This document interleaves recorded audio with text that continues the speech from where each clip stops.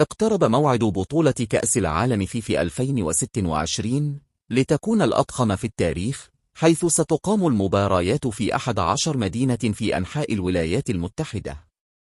إذا كنتم من عشاق كرة القدم وتخططون لحضور هذا الحدث التاريخي، وتحتاجون إلى تأشيرة الدخول للولايات المتحدة الأمريكية، فبادروا الآن في بدء إجراءات التقديم.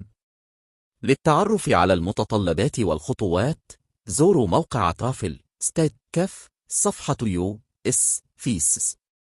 لا تنتظروا حتى اللحظة الأخيرة، قدموا الآن شباك فيفا وورلد كاب. The 2026 شباك فيفا وورلد كاب will be the largest to date with matches in 11 US cities. We encourage foreign travelers who need a US visa to apply.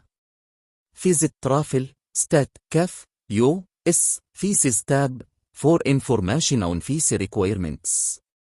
Do not wait. شباك فيفا وورلد كاب.